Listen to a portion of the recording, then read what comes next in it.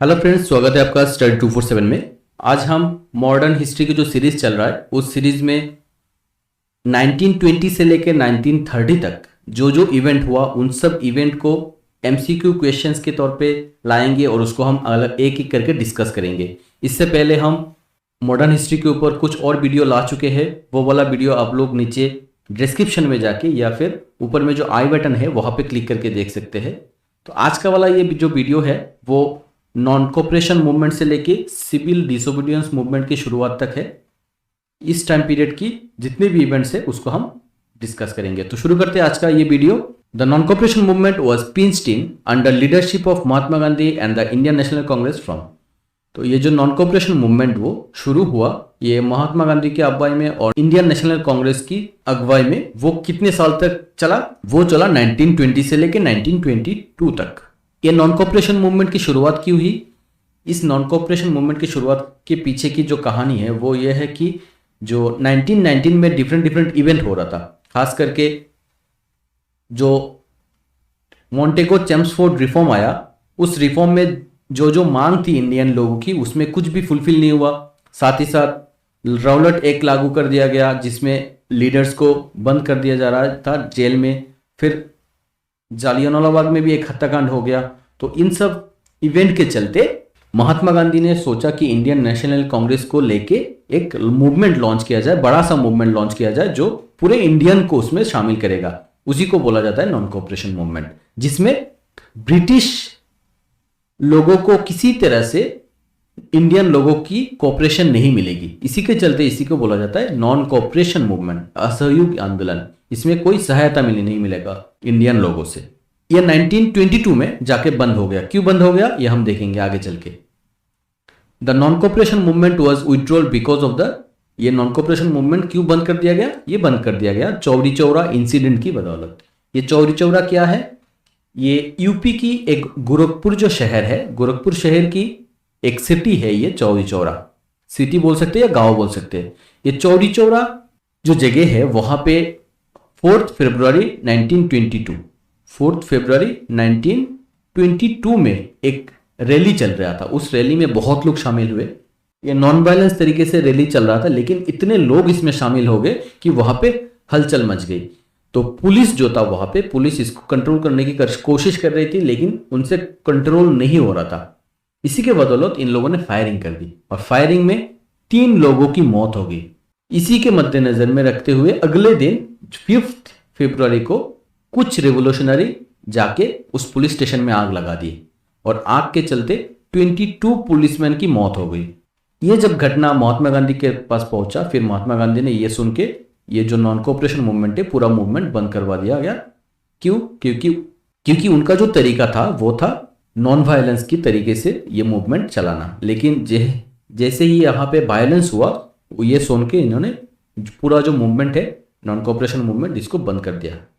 लेकिन एक शॉकिंग बात यह है, यहाँ पे जो 22 पुलिसमैन थे, इस 22 पुलिसमैन में से एक भी पुलिसमैन ब्रिटेन के नहीं थे। सब के सब इंडियन थे। सब इंडियन पुलिसमैन मारे गए इस चौरी चौरा इंसिडेंट में। ठीक है, तो बढ़ते अगले क्वेश्चन की तरफ। अगला जो सवाल है, on March 18 dash Gandhi ji was imprisoned for 6 years for dash, this lead to the suppression of the movement. 5 फरवरी 1922 में महात्मा गांधी ने नॉन कोऑपरेशन मूवमेंट को बंद कर दिया, लेकिन फिर भी कुछ जगह पे ये जो नॉन कोऑपरेशन मूवमेंट चल रहा था। लेकिन मार्च 18 को जाके महात्मा गांधी को ब्रिटिश लोगों ने इम्प्रिजन कर लिया। क्यों कर लिया? ये इम्प्रिजन करने की वजह उन लोगों ने बताई कि publishing seditious material. Gandhi ji जो न्यूज़पेपर चलाते थे, गांधी जी जो आर्टिकल लिखते थे, उसमें जो गवर्नमेंट के खिलाफ कुछ कुछ बातें कर रहे थे, उसी को उन लोगों ने सेडिशियस मटेरियल मान के गांधी जी को इम्प्रिजन कर लिया। कितने साल के लिए? 6 साल के लिए। और फिर जाके ये जो मूवमेंट है नॉन कोऑपरेशन मूवमेंट पूरा का पूरा ठंडा पड़ गया। तो इसका सही जवाब क्या होगा? ऑप्शन है। What kind of movement was launched by tribal peasant of गोदाम हिल इन आंध्र प्रदेश? आंध्र प्रदेश के एक हिल है जिसका नाम है गोदाम हिल। उस हिल में ट्राइबल जो पीजेंट थे वो मूवमेंट शुरू किए थे ब्रिटिश के खिलाफ। तो उस मूवमेंट का नाम क्या है? उस मूवमेंट का नाम है मिलिटेंट गोरिल्ला मूवमेंट। इस मूवमेंट की नेतृत्व दे रहे थे Alluri Sitarama Raju. Who among the following two leaders led the Khilafat movement? Khilafat movement कौन दो लीडर जो इसको चालू कर रहे थे, इसको अगुवाई कर रहे थे, इस खिलाफत मूवमेंट को चला रहे थे? दो लीडर जिनका नाम है शौकत अली और मोहम्मद अली। ये मूवमेंट 1919 में शुरू हुआ। इस मूवमेंट का वजह क्या है? इस मूवमेंट की वजह में ये बताया जाता है कि फर्स्ट वर्ल्ड वॉर के बाद जो ओटोमन एम्पायर है वो कोलैप्स कर गया और वहाँ की जो हेड है उनको बोला जाता है खलीफा। तो वो पूरे मुसलमान जो यूनिटी है वहाँ पे खलीफा का एक बहुत ही रेस्पेक्ट है, लेकिन ब्रिटिश लोगों ने उन खलीफा को किसी तरह से अपमान किया। इसी अपमान के चलते पूरे वर्ल्ड में जहाँ पे भी मुसलमान है उन लोगों ने एक आंदोलन शुरू कर दिया जिसका नाम उन्होंने दिया खिलाफत आंदोलन। तो ये खिलाफत आंदोलन इंडिया में भी शुरू हुआ 1919 में, जिसके नेतृत्व दे रहे थे ये शौकत अली और मोहम्मद अली। बाबा Ramchandra a sanyasi was the leader of which of the following movement? Baba Ramchandra एक सन्यासी थे जो एक मूवमेंट को नेतृत्व दे रहे थे। वो मूवमेंट का नाम क्या है? उस मूवमेंट का नाम है peasant movement of Awadh. Awadh में जो पीजेंट मूवमेंट है उस मूवमेंट का नेतृत्व दे रहे थे ये Baba Ramchandra. Who formed Swaraj party within the Congress? Congress में रहते हुए कुछ लोगों ने मिलकर एक पार्टी बनाई, स्वराज पार्टी, जो कॉन्स्टिट्यूशनल पार्लियामेंट्री जो प्रोसेस है उसमें भाग लेगी, हिस्सा लेगी, या सीधे तरीके से बोला जाए तो वो इलेक्शन में पार्टिसिपेट करेगी। वो स्वराज पार्टी किसने बनाई थी? ये बनाया था चित्तरंजन दास और मोतीलाल नेहरू ने मिलकर। ये कब बनी? ये बनी 1922 में। जब ये नॉन कोऑपरेशन मूवमेंट खत्म हो गया, फिर आंदोलन का एक नई तरीका उन्होंने ढूंढा कि डायरेक्ट इलेक्शन में पार्टिसिपेट करके लेजिस्लेटिव असेंबली में जाके वहां से जो रूल रेगुलेशन में चेंजेस लाया जा सकता है जिसमें इंडियन लोगों की भला हो सकता है। इसी को ये बात सोच के इन लोगों ने इस पार्टी का फॉर्म किया जिसका नाम है Swaraj party. Gandhiji realized that there was no prospect of getting any fair treatment at the hands of British, so he planned to withdraw the nation's cooperation from the British government after the event of। Gandhi ji को समझ में आया कि British के हाथों से इतनी fair treatment नहीं मिलेगा, तो उन्होंने क्या सोचा कि ब्रिटिश को हम कोऑपरेशन करना ही बंद कर देंगे। ये बात उनको कब समझ में आई? जब जालियांवाला बाग में हत्याकांड हुआ उसके बाद उनको ये बात समझ में आई कि ब्रिटिश को अब कोऑपरेट करना बंद करना पड़ेगा। अब ब्रिटिश को कोऑपरेट करेंगे वो इंडियन लोगों की कुछ हेल्प नहीं करेंगे, इससे अच्छा है हम उनके अगेंस्ट में जाके रिवोल्यूशन करें। तो इसका जो सही जवाब है वो है ऑप्शन है जालियांवाला बाग।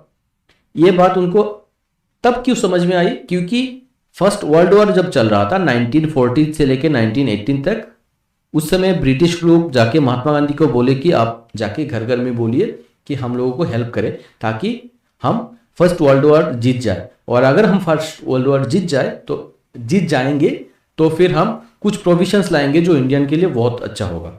ये सोच के महात्मा गांधी घर घर जाके ब्रिटिश को हेल्प करने के लिए अपील की। लेकिन जब फर्स्ट वर्ल्ड वॉर खत्म हुआ, जब 1919 में प्रोविजंस लाने की बारी आई तो मोंटेगो चेम्सफोर्ड रिफॉर्म आया जहां पे इंडियन लोगों को कुछ मिला नहीं, उल्टा इंडियन लोगों के ऊपर अलग अलग तरीके से अत्याचार करने की प्रोविजंस ला रहे थे, जिसमें राउलेट एक्ट है, जिसमें जालियांवाला बाग जो हत्याकांड हुआ वो है।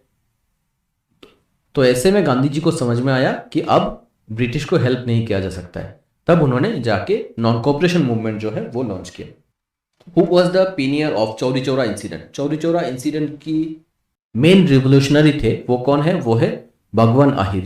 The main problem with the Simon commission was that, Simon commission के साथ प्रॉब्लम क्या थी? ये साइमन कमीशन क्या है? ये साइमन कमीशन एक प्रोविजंस है जो हर 10 साल में आता है। 1909 में आया मॉडलेमिंटो रिफॉर्म, फिर 1919 में आया मोंटेगो चेम्सफोर्ड रिफॉर्म, फिर अगले 10 साल बाद यानी 1929 में आने की बात थी किसकी? साइमन कमीशन की। लेकिन ये कुछ पहले ही आ गया। कब आया ये साइमन कमीशन? ये साइमन कमीशन आया 1928 में। एक साल पहले ही आ गया ये साइमन कमीशन, या ऐसे बोल सकते हैं हम कि साइमन कमीशन की जो रिपोर्ट है वो एक साल पहले ही सबमिट हो गई। क्यों ऐसा हुआ? क्योंकि एक साल बाद ब्रिटेन में इलेक्शन होने वाले थे और इलेक्शन में जो रूलिंग पार्टी थी उनको हारने की चांसेस बहुत ज़्यादा दिख रही थी। इसी के चलते कुछ गड़बड़ ना हो जाए, ऐसे जो इंडिया जैसा एक कॉलोनी है वो हाथ से ना छूट जाए, इसी के चलते इन लोगों ने 1 साल पहले ही कमीशन को भेज दिया ताकि इंडिया जैसी कॉलोनी में जो रूल हो रहा था वो सही से चलता रहे। तो इस रिपोर्ट में ऐसा किया था कि इंडियन लोगों ने इसको बॉयकॉट कर दिया। इस रिपोर्ट में जितने भी लोग थे, जितने भी मेंबर थे, उसमें एक भी इंडियन मेंबर नहीं था। इंडियन लोगों के लिए प्रोविजन बनाया जा रहा है, लेकिन वहां पे इंडियन लोग ही नहीं है, सारे के सारे ब्रिटेन लोग थे, वो इंडियन लोगों की भलाई के लिए प्रोविजंस बना रहे। इसी के चलते इंडियन लोगों ने इस साइमन कमीशन का बॉयकॉट किया और फिर गो साइमन गो बैक का नारा लगाया। तो इस क्वेश्चन का सही जवाब क्या होगा? Option A. It was an all British commission. इसमें पूरे के पूरे ब्रिटिश लोग थे। द रेजोल्यूशन ऑफ पूर्ण Swaraj was adopted at which session? कौन सी सेशन में पूर्ण स्वराज की रेजोल्यूशन लाया गया? ये रेजोल्यूशन लाया गया लाहौर कांग्रेस सेशन में। ये सेशन हुआ 1929 में। इस सेशन की प्रेसिडेंटशिप में थे जवाहरलाल नेहरू। जवाहरलाल नेहरू की अगुवाई में ये सेशन चल रहा था 1929 में, जहां पे पूर्ण स्वराज की मांग की। इससे पहले पूर्ण स्वराज की मांग नहीं हो रही थी, अलग अलग प्रोविजंस की मांग हो रही थी। लेकिन देखा इन लोगों ने कि साइमन कमीशन की जो रिपोर्ट है उसमें भी धोखा ही मिला, फिर उन लोगों को लगा कि अब ऐसे नहीं चलेगा, अब पूर्ण स्वराज की डिमांड करना पड़ेगा। तो तब से जाके पूर्ण स्वराज की डिमांड शुरू हुई। ये पूर्ण स्वराज वाला डिमांड शुरू हुआ 1929 की जो लाहौर सेशन है वहां पे। Which one of the following viceroy announced a vague offer for dominion status of India in October 1929? अक्टूबर 1929 में डोमिनियन स्टेटस मिला इंडिया को। उस समय वाइसरॉय कौन थे? वो वाइसरॉय थे लॉर्ड आइडविन। खिलाफत committee was formed in 1919 in the city of. खिलाफत कमेटी जो मैंने बोला था कि मोहम्मद अली और शौकत अली की अगुवाई में ये बना था, कब बनी? ये 1919 में। ये कहाँ पे बनी थी? ये बनी बॉम्बे सिटी में। इसी खिलाफत आंदोलन को बाद में महात्मा गांधी ने नॉन कोऑपरेशन मूवमेंट के साथ जाके मार्च करवा दिया ताकि हिंदू और मुसलमान दोनों एक साथ ब्रिटिश के खिलाफ लड़ सके। Who founded the depressed class association in 1930? 1930 में कौन थे ऐसे जिन्होंने डिप्रेस्ड क्लास एसोसिएशन का फॉर्मेशन किया? वो है डॉक्टर बी आर अम्बेडकर। जो दलित जो लोग थे, पिछड़े जो लोग थे, उनको न्याय दिलाने के लिए ये एसोसिएशन बनी। Which party did not boycott the council election held in the year 1921? 1921 में जो इलेक्शन हो रही थी, काउंसिल इलेक्शन, उसमें कौन सी पार्टी ने बॉयकॉट नहीं किया, या ऐसे बोल सकते हैं कौन सी पार्टी ने पार्टिसिपेट किया? अगर हम साल को देखें 1921, तो यहाँ उस समय क्या चल रहा था? Non cooperation movement. तो ब्रिटिश को किसी भी तरह से कोऑपरेट नहीं किया जाएगा, ये मांग चल रही थी। तो इसी मांग के तहत स्वराज पार्टी, मुस्लिम लीग, कांग्रेस पार्टी सब ने काउंसिल इलेक्शन को बॉयकॉट किया था। लेकिन एक पार्टी, जस्टिस पार्टी जो थी, वो बॉयकॉट नहीं की, वो इलेक्शन में पार्टिसिपेट कर बैठी। ये जस्टिस पार्टी कहाँ की है? ये मद्रास की, यानी अभी के जो चेन्नई शहर है वहाँ की एक पार्टी है। ये नॉन ब्राह्मीण पार्टी है, नॉन ब्राह्मीण, या ऐसे बोल सकते हैं दलित पार्टी है, जिनको लगता था कि वो ब्राह्मीण के जरिए प्रताड़ित हो रहे थे, इसलिए इन लोगों ने इस इलेक्शन में पार्टिसिपेट किया और नॉन कोऑपरेशन मूवमेंट में पार्टिसिपेट नहीं किया। इसकी नेतृत्व कौन दे रहे थे? इस जस्टिस पार्टी की नेतृत्व दे रहे थे टी.एम. नायर और नतेशा मुदौला। इन दोनों के नेतृत्व में ये जस्टिस पार्टी चल रही थी। अगला जो सवाल है, at the Congress session at dash in December 1920 a compromise was worked out and the non cooperation programme was adopted. कौन सी सेशन में, कांग्रेस की सेशन की कौन सी सेशन में ये नॉन कोऑपरेशन प्रोग्राम जो है वो एडोप्ट किया गया? वो किया गया 1920 वाला जो सेशन हुआ, दिसंबर सेशन, वो कहाँ पे हुई? वो हुई नागपुर में। तो नागपुर सेशन ऑफ 1920 में जो कांग्रेस सेशन हुई, उसी में नॉन कोऑपरेशन मूवमेंट को एडोप्ट किया गया। The statement on bended knees I asked for bread and receive stone instead is associated with। एक स्टेटमेंट है, on bended knees I asked for bread. मैं घुटने टेक के ब्रेड की मांग कर रहा था लेकिन मुझे मिला पत्थर। ये जो स्टेटमेंट, ये स्टेटमेंट किसने दी थी? ये स्टेटमेंट दी थी महात्मा गांधी ने। कब दिया? ये दांडी मार्च के टाइम पे। Which of the following was not a recommendation of Nehru report? Nehru report क्या है? 1928 में जो साइमन रिपोर्ट आया था, साइमन कमीशन वाला जो रिपोर्ट है, उस रिपोर्ट को इंडियन लोगों ने बॉयकॉट किया। फिर वहाँ की जो ऑफिशियल्स थे उन लोगों ने बोला आप लोग चाहे तो बना दो, आप अगर आप लोगों में से किसी को बनाना आता है, रिपोर्ट बनाना, तो बिना बना के दिखाओ, हम लागू करेंगे। फिर नेहरू यानी मोतीलाल नेहरू ने जाके गुस्से में आके एक रिपोर्ट बनाई जल्दी से जल्दी उसी साल 1928 में, और उसको पेश किया ब्रिटिश ऑफिशियल्स के सामने, जिसको बोला जाता है नेहरू रिपोर्ट। भले ही इसको ब्रिटिश लोगों ने एक्सेप्ट वैसे नहीं किया, उसको लागू भी नहीं किया, लेकिन यह रिपोर्ट बहुत ही इंपॉर्टेंट है। उस समय इंडियन फ्रीडम स्ट्रगल के मद्देनजर में यह रिपोर्ट बहुत ही इंपॉर्टेंट है, नेहरू रिपोर्ट। ये नेहरू रिपोर्ट में क्या क्या था और यहाँ पे 4 ऑप्शन में से क्या नहीं है, ये इस क्वेश्चन में पूछा जा रहा है। तो बाइकैमल लेजिस्लेचर ये था उस रिपोर्ट में। कंप्लीट इंडिपेंडेंस ऑफ इंडिया, इस चीज की मांग नहीं हो रही थी नेहरू रिपोर्ट में। ये वाला जो है कंप्लीट इंडिपेंडेंस फ्रॉम इंडिया, ये नहीं था। बाकी जितने भी थे वो सब उस नेहरू रिपोर्ट में था। तो इसका सही जवाब क्या होगा? Option b. यहाँ पे मैच करने के लिए बोल रहा है। राइट साइड में दिया गया है कुछ बुक का नाम और लेफ्ट साइड में दिया गया है राइटर का नाम, तो उसको मैच करना है। तो लेडी कैथरीन मायो, उन्होंने कौन सी बुक लिखी थी? उन्होंने बुक लिखी थी मदर इंडिया। तो ए के साथ क्या हो जाएगा? 2। Larry Collins and Dominique Lapierre, इन्होंने क्या लिखी थी? इन्होंने लिखी थी freedom at midnight. Ram Manohar Lohia, इन्होंने क्या बुक लिखी थी? इन्होंने लिखी थी guilty men of India's partition. और जवाहरलाल नेहरू ने लिखी डिस्कवरी ऑफ इंडिया। तो ये मैच किसके साथ हो रहा है? ये हो रहा है ऑप्शन बी के साथ। The sharabandi no tax campaign of 1922 was led by, 1922 में एक कैंपेन लॉन्च किया गया जिसको कहा गया नो टैक्स या सराबंदी। इसकी नेतृत्व कौन दे रहे थे? ये थे Vallabh Bhai Patel. Where was the Hindustan Socialist Republic Association founded in 1928?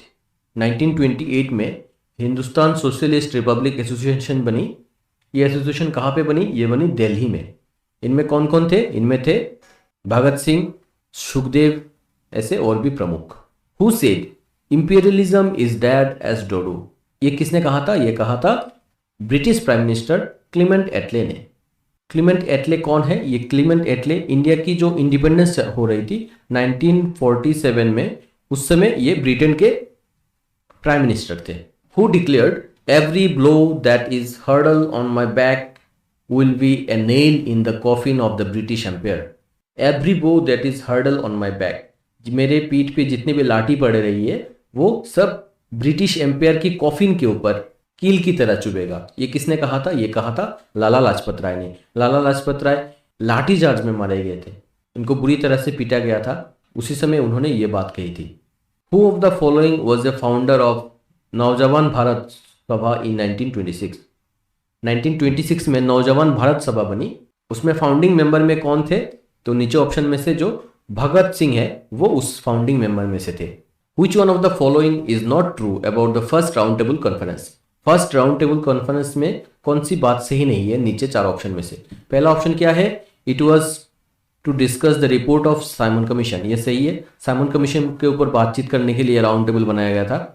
It was held in 1930, ये भी सही है। 1930 में हो रही थी ये राउंड टेबल कॉन्फ्रेंस। कहाँ पे हो रही थी? लंदन में। लेकिन क्या बात सही नहीं है? इसमें जो कांग्रेस डेलीगेट प्रेजेंट थे नहीं थे यहाँ पे। ये 1930 में क्या चल रहा था? सिविल डिसोबीडियंस मूवमेंट चल रहा था, इसीलिए कांग्रेस के कोई भी लीडर उस समय इस राउंड टेबल कॉन्फ्रेंस में जाके शामिल नहीं हुए थे। तो ऑप्शन डी होगा सही answer. Who among the following female revolutionary fired at the English governor chancellor while receiving her degree at the convocation? जब कन्वोकेशन हो रही थी वहां पे जो डिग्री लेने के टाइम पे एक लड़की थी जो जाके डिग्री दे रहे थे ब्रिटिश गवर्नर चांसलर, उनको गोली मार दी। वो लड़की कौन है? वो है Bina Das. Due to leadership and success in which of the following did Vallabh Bhai Patel get the title of Sardar? कौन सी मूवमेंट के जरिए वल्लभ भाई पटेल को सरदार का टाइटल मिला? वो मूवमेंट है बरदवाली सत्याग्रह। Who among the following ladies was the first president of Indian National Congress? Indian national Congress में पहली लेडी प्रेसिडेंट कौन है? वो है एनी बेसेंट, जो एक आयरिश वुमेन थी। Kakori conspiracy case took place in the year. Kakori conspiracy case क्या है? यूपी की लखनऊ में एक जगह है जिसका नाम है काकोरी।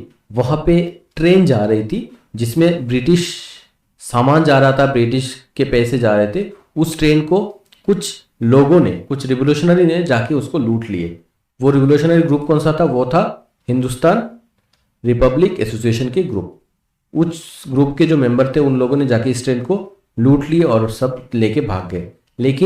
लेकिन वो भाग के ज़्यादा दूर नहीं जा पाए, उन लोगों को पकड़ लिया गया और 4 लोगों को फांसी दी गई। कौन कौन थे उसमें? बिस्मिल, अशफाकुल्ला और रोहन सिंह, राजेंद्र लाहिरी, इन 4 लोगों को फांसी दिया गया इस कॉन्स्पिरेसी केस के चलते। तो ये घटना कब घटी थी? ये घटना घटी 1925 में। Simon commission was sent to India in 1928 at the time who was the prime minister of Britain. जब साइमन कमीशन भेजी जा रही थी इंडिया में, उस समय ब्रिटिश के प्राइम मिनिस्टर कौन थे? तो ब्रिटेन के प्राइम मिनिस्टर थे Stanley Baldwin. In which of the following year in India 26 January celebrated as the first independence day? कौन सी ईयर में पहली बार 26 जनवरी को फर्स्ट इंडिपेंडेंस डे के तौर पे बनाया गया? वो साल था 1930। 1929 लाहौर सेशन में जब रिजोल्यूशन ले गया पूर्ण स्वराज की, उसके बाद कुछ ही दिन बाद ये इंडियन जो रिवोल्यूशनरी थे उन लोगों ने मिलके इंडिपेंडेंस डे सेलिब्रेट किया। कब किया? ये 26 जनवरी को। लेकिन बाद में इंडिया इंडिपेंडेंट हुआ कब? 15 अगस्त। तो 15 अगस्त को हम इंडिपेंडेंस डे मनाते हैं और इस 26 जनवरी को यादगार रखने के लिए इस डेट को क्या लागू किया गया? संविधान लागू किया गया और तब से हम इस 26 जनवरी को रिपब्लिक डे के तौर पे बनाते हैं। Which of the following trio leaders referred to as Lal Bal Pal? लाल बाल पाल किसे किसे कहा जाता है? ये कहा जाता है लाला लाजपत राय, बाल गंगाधर तिलक और बिपिन चंद्र पाल को। तो इसका सही जवाब होगा option A. Who among the following led Vaikom Satyagraha in 1924? 1924 में वैकम सत्याग्रह किसकी अगुवाई में चल रहा था? ये हो रहा था के.पी. केशवा मेनन के अगुवाई में। तो आज के लिए ये वीडियो इतना ही। मिलते हैं हम अगले वीडियो में जहां पे हम 1930 से लेके इंडिपेंडेंस तक की बात करेंगे, 1947 तक की पूरी बात करेंगे। तो अब तक इस चैनल को जिन लोगों ने सब्सक्राइब नहीं किया, आप लोग ज़रूर सब्सक्राइब कर लीजिए और साथ ही साथ बेल आइकन को क्लिक करके रखिए ताकि आगे चल के जितने भी इंपॉर्टेंट वीडियो हम लाए वो आपके लिए इजीली अवेलेबल हो, जो एग्जाम पॉइंट ऑफ व्यू से बहुत ही इंपॉर्टेंट रहने वाले हैं। साथ ही साथ कुछ वीडियो हम ऐसे भी ला रहे हैं जो इन्फॉर्मेटिव होगा, तो आप लोग सब्सक्राइब करना ना भूलिए। और अगर इस वीडियो आपको अच्छा लगा तो ज़रूर लाइक कीजिए, कमेंट कीजिए, शेयर कीजिए। मिलते हैं अगले वीडियो में। Thanks for watching and best of luck for your exam.